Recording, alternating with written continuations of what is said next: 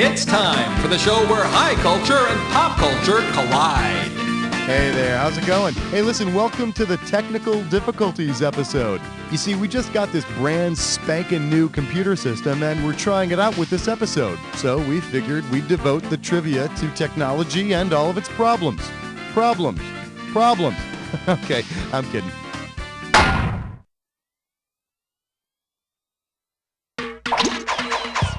Throw me a category.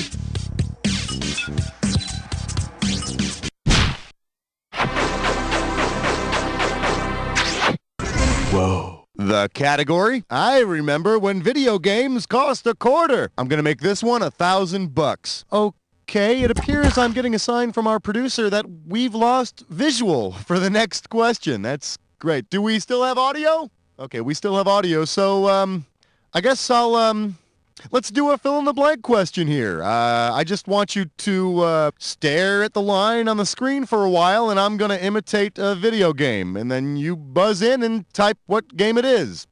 So it goes like this. Bleep, bloop, bleep, bloop. Okay, so what is this first successful video game that I'm imitating? Make me proud. It's a video tennis game called Pong. It was launched by Atari back in '72. Very big for its time. I've heard that there's a computer game company that's going to come out with a Pong for the '90s. Yeah, the object will be to use your little paddle to kill everything on the screen. Time to pick a category.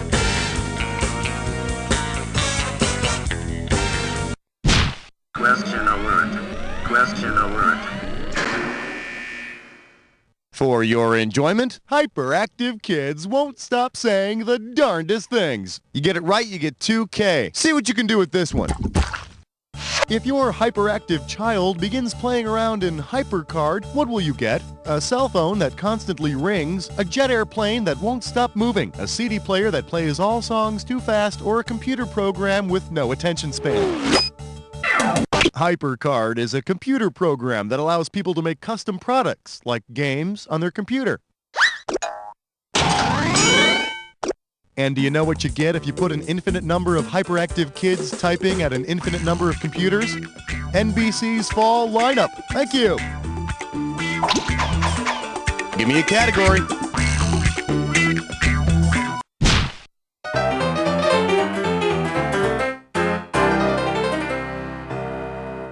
I believe this one is called Nerd Porn. I got $2,000, says you don't know this one. So the one thing that I've noticed about the internet is that you can't search for anything without coming across some porno sites.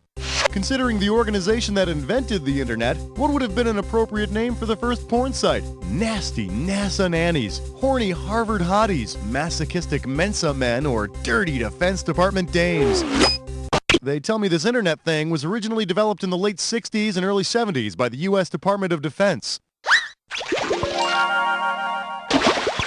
I happened to learn that the internet was developed during Nixon's presidency while I was doing a search for Tricky Dick on the internet. Turns out that's Nixon's nickname. Who'd have guessed? All right, I need a category.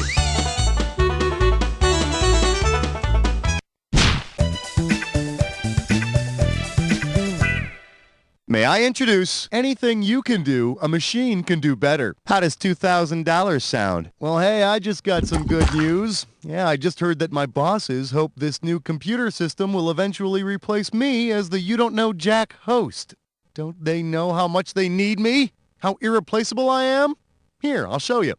Considering this movie shows humans triumphing over technology, which flick would best prove to my boss that a computer can't replace a Schmitty? Zapped, Short Circuit, War Games, or Turk 182?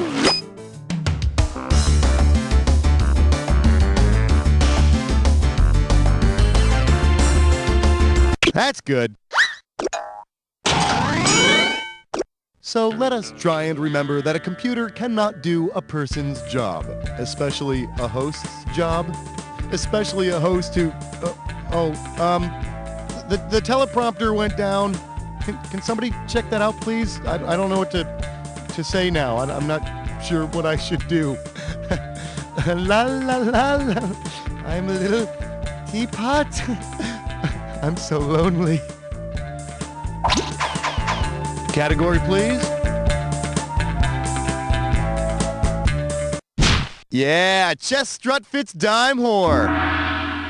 It's time for a Fib or Wish Press Run. One gibberish category coming up. Doctor, stop eating the baby. Let's get the ball rolling at 5K for this gibberish question.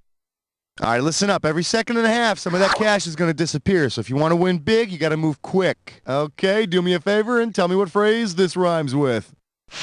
Spot, bit toe, pecked sore. And don't let that punctuation fool you.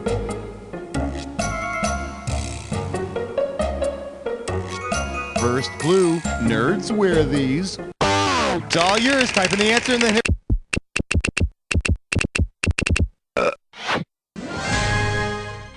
You know, believe it or not, I used to wear a pocket protector before I became hip. Now I just wrap my pens in a piece of tin foil and tape them to my belt. All right, pick a category.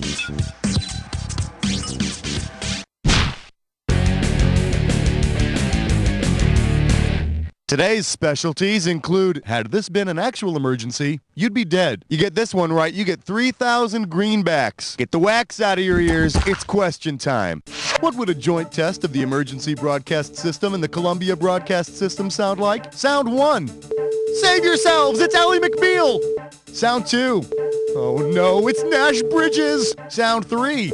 We're all gonna die, it's suddenly Susan. Or sound 4. There is no God. It's Dharma and Greg. That sound was a combination of the Emergency Broadcast System's warning test and a warning about CBS's show Nash Bridges. Well, wait a minute. I watched Nash Bridges last week and nothing bad happened. Oh my God. My legs. I can't move my legs. Time to pick a category.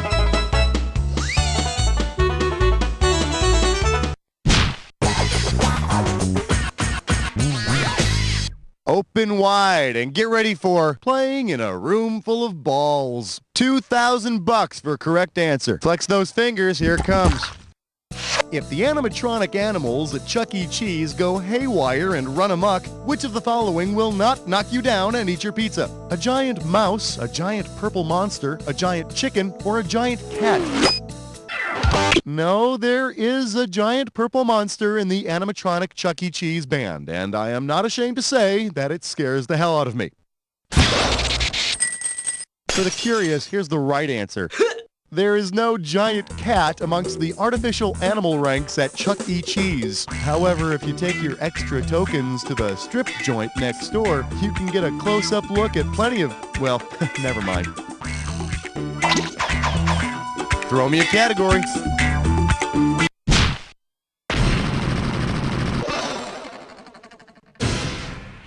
Let's see what we got going. Pardon me, I just took my hand out of a scientist. You get it right, I'm putting you up $2,000. Okay, so I figured we could get some insights into technical difficulties by reading this here real-life handy-dandy manual. Here's an excerpt.